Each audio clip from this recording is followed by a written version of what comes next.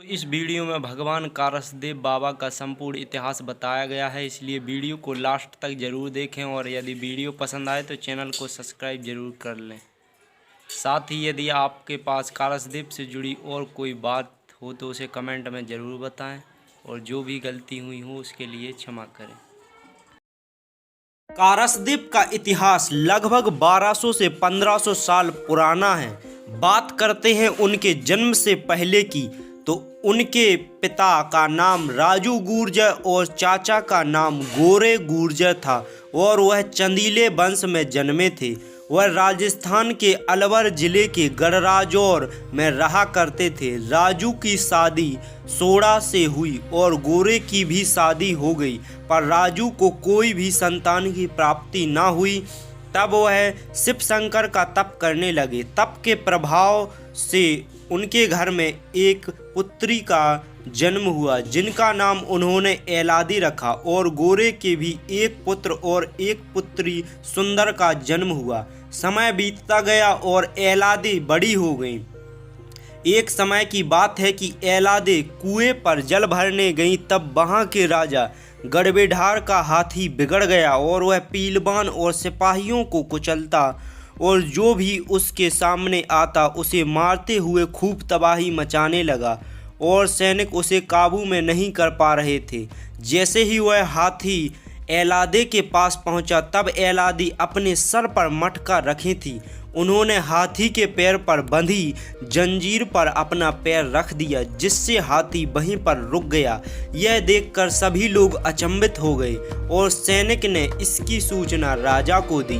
राजा ने सोचा, इतनी ताकतवर लड़की है तब तो इसे हमारे महल में रानी होना चाहिए, और उन्होंने अगले दिन ही राजू चंदीले को राज दरबार में बुलाया और उनसे कहा कि तुम अपनी पुत्री एलादी की शादी हमसे करा दो। वहाँ पर तो उनके पिता ने कुछ नहीं कहा, पर वह बहुत ही ज़्यादा निराश हुए और वह राज दरबार से घर लौट आए। राजू ने यह बात अपने कुटुंब परिवार को बताई, पर कुटुंब के लोगों ने उनके साथ लड़ने से इनकार कर दिया और कहा, डोला दे दो, तुम अपने साथ हमको क्यों मरवाना चाहते हो। जब ऐसी बात उन्होंने कुटुंब के लोगों की सुनी तो उन्होंने अपनी इज्जत बचाने के लिए रात्रि के समय ही गढ़राजौर को छोड़ दिया। कुछ लोग पृथ्वीराज चौहान के कारण गांव छोड़ने को बताते हैं, इस बात का ध्यान रखना। तब वह वहां से भटकते भटकते राजस्थान के बुहाना जिले के झांझनगर में आ गए। तब वहां के राजा माना लोहार हुआ करते थे। उन्होंने उन्हें अपने राज्य में रहने की इजाज़त दे दी और वह वहीं पर जहाजगांव में बस गए। एलादी को ऐसा लगने लगा कि उनके कारण उनके परिवार को गढ़राजौर उनके कारण छोड़ना पड़ा है। तब वह गढ़बेढार से बदला लेने के लिए शिव शंकर का कठोर तप करने लगी। 12 साल तक कार्तिक व्रत और शिव शंकर का कठोर तप करने से वहां से जल की धारा प्रवाहित होने लगी और भगवान भोलेनाथ ने उन्हें वरदान दिया कि तुम्हारा एक पराक्रमी भाई पैदा होगा, जिसे संसार में कोई नहीं हरा पाएगा। एलादी को शंकर जी ने एक कमल का पुष्प दिया और कहा, इसे इसी गंगा में डाल दो। एलादी कमल के फूल को गंगा जल में डाल देती हैं, जिसे आज हम सीते कुंड के नाम से जानते हैं, और उसमें हमेशा ही अक्षय जल भरा रहता है। और एलादी वह कमल का पुष्प सीते कुंड में डालकर घर चली जाती हैं। जब उनकी माता वहां पर शिव शंकर की पूजा करने जाती और कमल के फूल को तोड़ने के लिए आगे बढ़ती, कमल का फूल एक दिव्य बालक में परिवर्तित हो जाता। कुछ लोग कारसदेव के जन्म को भाद्रपद चौथ को अर्धरात्रि के समय मानते हैं, तो कुछ लोग दिन में बताते हैं कि जब उनकी माता पूजा करने गई थी तब हुआ था, पर ज़्यादातर लोग उनका जन्म अर्धरात्रि के समय का ही बताते हैं। इस प्रकार से भगवान कारसदेव का जन्म हुआ। कारसदेव का जन्म झांझनगर में के जहाजगांव में हुआ था, जहां पर जहाजगांव का नाम, जहाज का मतलब है जो प्रवासी लोग वहां पर बसे थे। जब कारसदेव का जन्म झांझनगर में हुआ तो खुशी की लहर दौड़ पड़ी कि राजू चंदीले को चौथी अवस्था में एक दिव्य बालक पैदा हुआ है। तब उनके घर धोबन अपना नेंग मांगने आई, पर राजू चंदीले के पास उस समय कुछ भी नहीं था। इस पर उन्होंने धोबन को थोड़ा बाजरा पड़ा था वही दे दिया। धोबन ने इसे धोती में से फेंक दिया और वह गुस्से में घर लौट आई। जैसे ही उसने धोती पर देखा वह अचंभित हो गई कि जो ज्वार के दाने धोती से चिपके थे वह हीरे मोतियों में परिवर्तित हो गए। इसकी सूचना उन्होंने माना लोहार को दी। तब माना लोहार राजा भी बात सुनकर माना लोहार अचंभित हो गए। कारसदेव भगवान लीलाएं झांझनगर में करते रहे और समय बीतता गया। अब वह 5 साल के हो गए जब दोनों भाई कारसदेव और सूरपाल खेलते खेलते मांझेहार पहुंच गए। तब उन्होंने वहां पर एक योगी को तपस्या करते देखा। जैसे ही दोनों भाइयों ने योगी के चरणों में शीश झुकाया, योगी ने आंखें खोली और उनसे कहा, मुझे पीने के लिए बिना बछड़े वाली गाय का दूध चाहिए जिसने अभी तक एक भी बच्चे ना दिए हों। कारसदेव ने कमंडल उठाया और एक छोटी बछड़ी के नीचे रख दिया। तब चमत्कार हो गया, उससे दूध की धारा प्रवाहित होने लगी और उन्होंने उस दूध को ले जाकर योगी को दे दिया। तब योगी ने पूछा, आपके गुरु कौन हैं? तब कारसदेव सूरपाल बोले, आप ही हमारे गुरु बन जाइए, हमारा कोई भी गुरु नहीं है। तब उन्होंने उस योगी से गुरु दीक्षा ली और उनकी सेवा करने लगे। योगी ने उन्हें योग विद्या और विभिन्न विद्याओं में पारंगत कर अपना रूप दिखाया। वह और कोई नहीं भगवान भोलेनाथ थे, जो योगी वेश में झांझनगर आए थे और भगवान कारसदेव को वरदान देकर वहीं से अंतर्ध्यान हो गए। एक समय की बात है, कारसदेव भगवान ने एक घोड़ा देखा तो वह उसे लेने की जिद करने लगे। तब उनके माता पिता ने कुम्हार से मिट्टी का घोड़ा बनवाकर उन्हें दे दिया। तब कारसदेव ने अपनी लीला रची और मिट्टी के घोड़े को बाहर धागे से एक खूंटे से बांध दिया और बहन एलादी से कहने लगे कि मेरे घोड़े को चारा पानी डालाओ। सूरपाल हंसने लगे और बोले, मिट्टी का घोड़ा घास खाता है क्या? पर कारसदेव की जिद के कारण बहन एलादी को वहां जाना पड़ा। जैसे ही वह वहां गई, वह मिट्टी का घोड़ा जीते जागते घोड़े में परिवर्तित हो गया। तब उन्होंने सूरपाल को बुलाया और सूरपाल घोड़े को देखकर मंत्रमुग्ध हो गए और उस पर बैठ गए। बहन एलादी कारसदेव के पास पहुंची और बोली, तेरा घोड़ा तो जीवित हो गया है। तब कारसदेव वहां पर पहुंचे, पर सूरपाल को घोड़े पर बैठा देख सूरपाल भाई से बोले, अब मैं घोड़े पर नहीं बैठूंगा क्योंकि तुम हमारे बड़े भाई हो और तुम्हारा मान रखने के लिए अब मैं घोड़े पर नहीं बैठूंगा। और कारसदेव भगवान ने अपने प्रिय भैंसे पर बैठ गए और दोनों ही भाई अब सवारी करते और साथ में युद्ध अभ्यास करने लगे। समय बीतता गया और दोनों भाई युद्ध कला में निपुण हो गए। किसी बात पर सूरपाल देव की लड़ाई माना लोहार से हो गई। कारसदेव ने इस लड़ाई को रोकने की बहुत कोशिश की, पर माना लोहार उन्हें जान से मारने पर उतारू था। तब कारसदेव, सूरपाल और माना लोहार के बीच भीषण युद्ध हुआ। इस युद्ध में झांझ का राजा माना लोहार हार गया। पर कारसदेव बोले, माना लोहार राजा, तुमने हमारे परिवार को विपत्ति में शरण दी थी, इसलिए हम तुम्हें जीवन दान और तुम्हारा राज्य दोनों वापस करते हैं। पर माना लोहार बोला, मैं हार गया। यदि मैं अब यहाँ का राजा रहा तो लोगों के ताने सुन सुनकर तिल तिल कर मर जाऊंगा। मैं झांझनगर को छोड़ रहा हूँ। तब माना लोहार राजा ने सूरपाल का राज्याभिषेक कराया और झांझनगर से अपने परिवार समेत चलने के लिए तैयार हो गए। उस समय भगवान कारसदेव सूरपाल ने उन्हें वरदान दिया कि माना लोहार, जब तक इस धरती पर मेरी पूजा होगी तब तक तुम्हारे नाम को बड़े ही आदर भाव के साथ लोगों के द्वारा लिया जाएगा।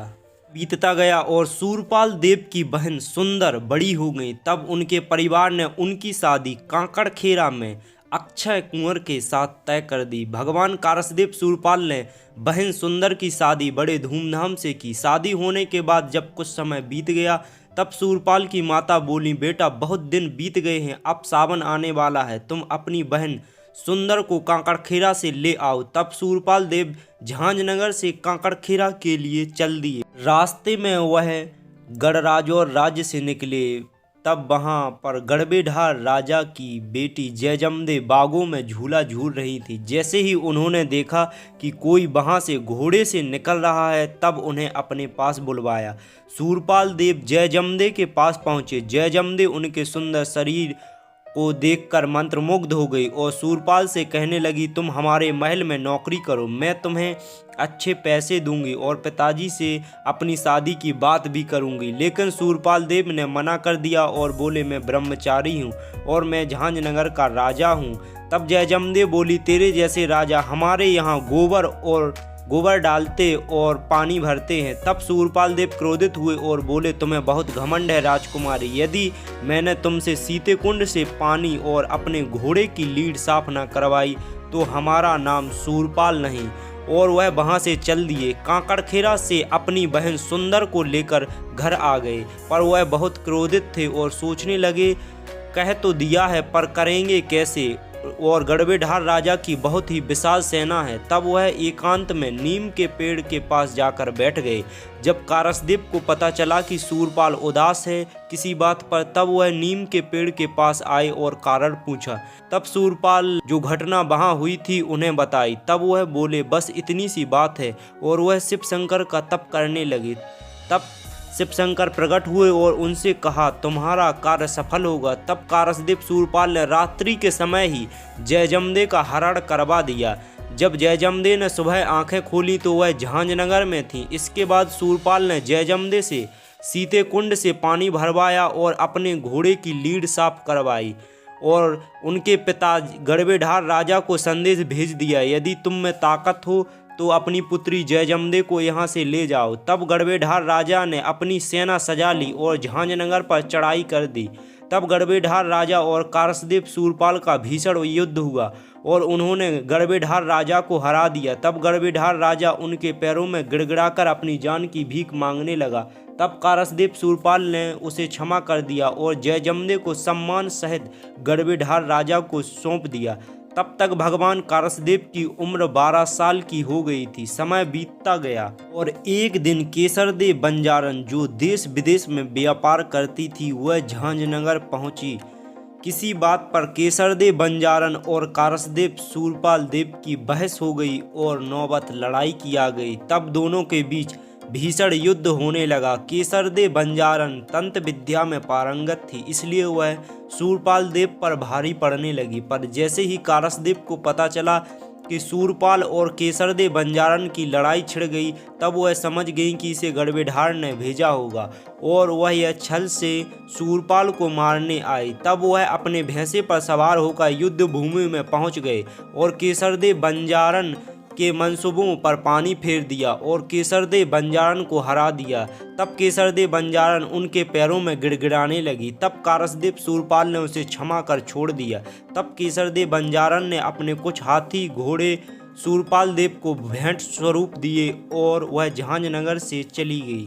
समय के साथ साथ शूरपाल देव ने अपने कई दुश्मन राजाओं को हराया और वह हरियाणा राज्य में आ गए, जहां पर गड़बेढार राजा की बहन की शादी हुई थी। जब यह बात शूरपाल देव को पता चली तो वह हरियाणा राज्य के अंदर पहुंच गए। जैसे ही गड़बेढार की बहन को पता चला तो वह राजा के पास पहुंची और बोली, इसी ने हमारे भाई गड़बेढार को हराया था, आज वह अकेला है, यही मौका है, तुम शूरपाल पर चढ़ाई कर उसे मार डालो। राजा ने शूरपाल देव से लड़ने से इनकार किया और कहा, वह भगवान है, उनसे हम नहीं जीत सकते। पर रानी के बार बार कहने पर वह लड़ने को तैयार हो गए और शूरपाल देव और हरियाणा के राजा की भीषण लड़ाई हुई। शूरपाल और उनके सेनापति भीका जसोदी ने हरियाणा के राजा को हरा दिया। तब हरियाणा का राजा पैरों में गिड़गिड़ा कर जान की भीख मांगने लगा। तब शूरपाल ने उसे माफ कर दिया और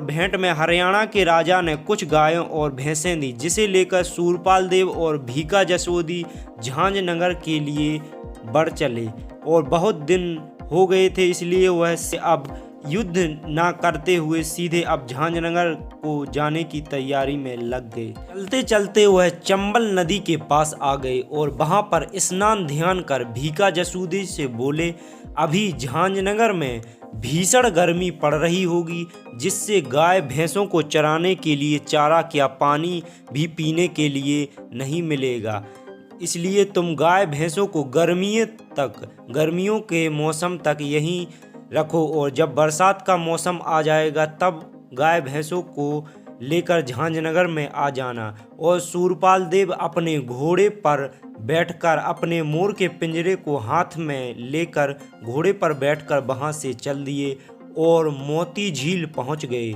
फिर उन्होंने वहाँ पर सोचा कि अब झांझनगर तो पास में है और कोई भी आसपास कोई भी दुश्मन राजा भी नहीं है, और मोती झील की ठंडी हवा को देखते हुए और वह बहुत ज़्यादा थक गए थे, इसलिए वह मोर के पिंजरे को पेड़ पर टांगकर घोड़े को बांधकर वहीं पर लेट गए। पर उन्होंने यह नहीं देखा कि उस पेड़ जहाँ पर वह लेटे हैं उसके नीचे सांप का बिल है।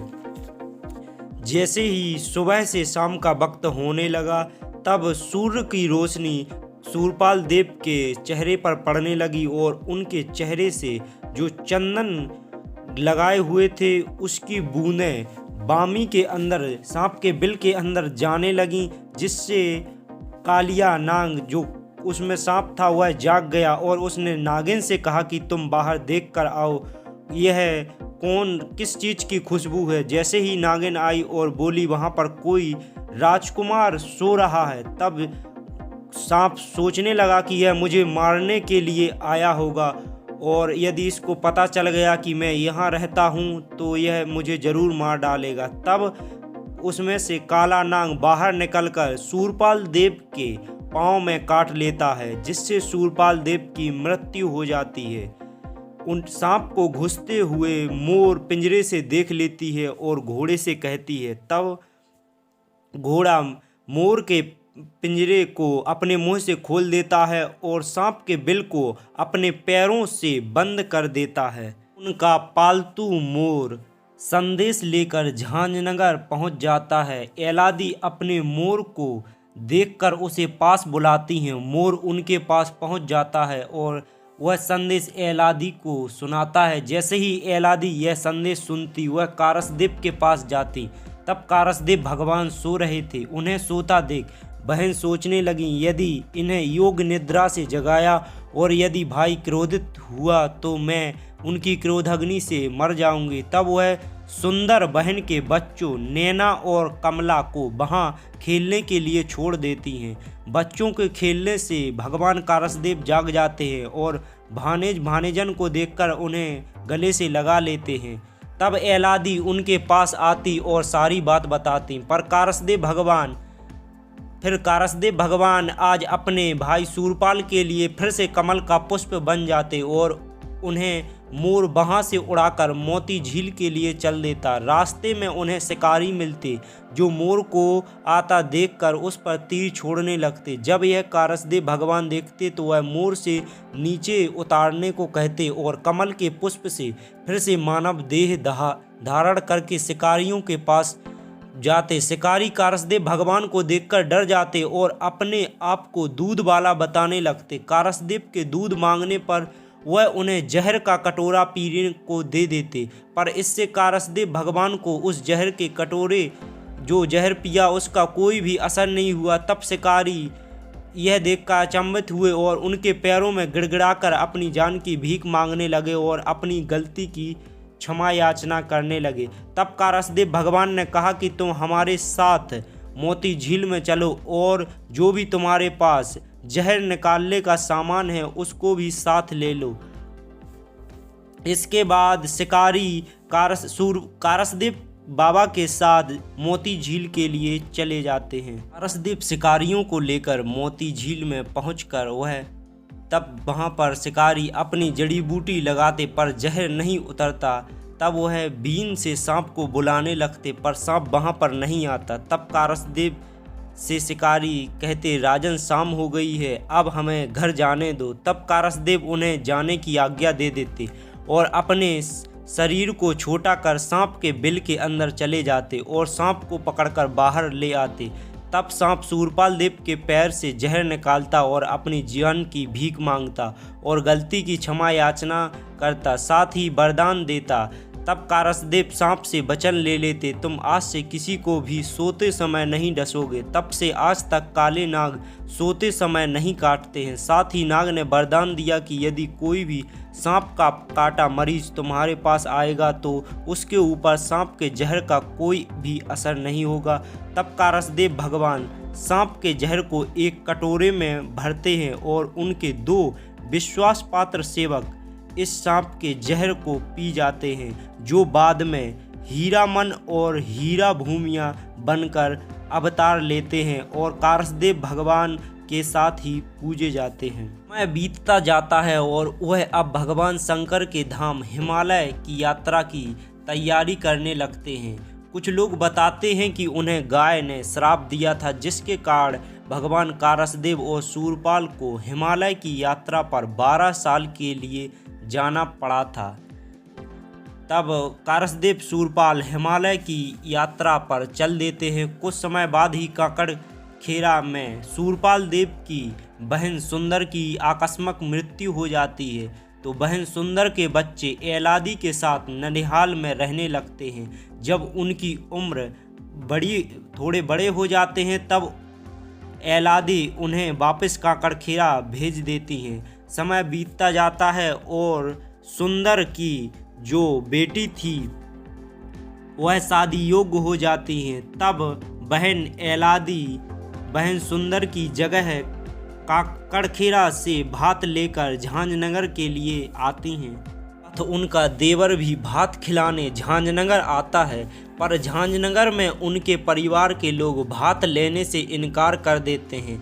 तब बहन एलादी अपने कुटुंब परिवार को श्राप देती हैं कि आज से झांझनगर में कोई भी गुर्जर चंदीले वंश का व्यक्ति बस नहीं पाएगा और नीम के पेड़ के पास जाकर उसे भेंटने लगती हैं। तब आकाशवाणी होती है कि बहन रो मत, मैं भात लेकर जरूर आऊँगा, तुम पीले चावल धर्म कुआं में डाल दो। जब शादी का दिन आता है तब कारसदेव बहन के यहाँ चीकट लेकर जाते हैं और उन्हें देखकर सभी लोग खुश हो जाते हैं और वह भानेजन की शादी को बड़े धूमधाम से कराते हैं। इसके बाद भगवान कारसदेव अंतर्ध्यान हो जाते हैं और शूरपाल भाई के साथ बहन एलादी भी वहीं से अंतर्ध्यान हो जाते हैं। दोस्तों, यह संपूर्ण कारसदेव लीला मैंने आपको बताई है। यदि इसमें कोई भी गलती हो तो उसको क्षमा करना। साथ ही चैनल को सब्सक्राइब कर बेल आइकन को ऑल पर कर वीडियो को ज़्यादा से ज़्यादा शेयर जरूर कर देना।